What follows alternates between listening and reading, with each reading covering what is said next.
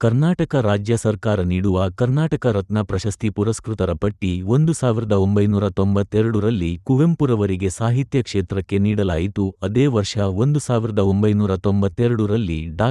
ರಾಜಕುಮಾರ್ ಅವರಿಗೆ ಸಿನಿಮಾ ಕ್ಷೇತ್ರಕ್ಕೆ ನೀಡಲಾಯಿತು. 1999ರಲ್ಲಿ ಎಸ್. ನಿಜಲಿಂಗಪ್ಪರವರಿಗೆ ರಾಜಕೀಯ ಕ್ಷೇತ್ರಕ್ಕೆ ನೀಡಲಾಯಿತು. 2000ರಲ್ಲಿ ಸಿ.ಎನ್.ಆರ್. ರಾವ್ ರವರಿಗೆ ವಿಜ್ಞಾನ ಕ್ಷೇತ್ರಕ್ಕೆ ನೀಡಲಾಯಿತು. 2001ರಲ್ಲಿ ದೇವಿಶೆಟ್ಟಿರವರಿಗೆ ವೈದ್ಯಕೀಯ ಕ್ಷೇತ್ರಕ್ಕೆ ನೀಡಲಾಯಿತು.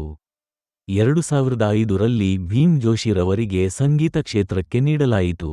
2007ರಲ್ಲಿ ಶಿವಕುಮಾರ್ ಸ್ವಾಮೀಜಿರವರಿಗೆ ಸಮಾಜ ಸೇವೆ ಕ್ಷೇತ್ರಕ್ಕೆ ನೀಡಲಾಯಿತು. 2008ರಲ್ಲಿ ಜವರೇಗೌಡರವರಿಗೆ ಶಿಕ್ಷಣ ಮತ್ತು ಸಾಹಿತ್ಯ ಕ್ಷೇತ್ರಕ್ಕೆ ನೀಡಲಾಯಿತು.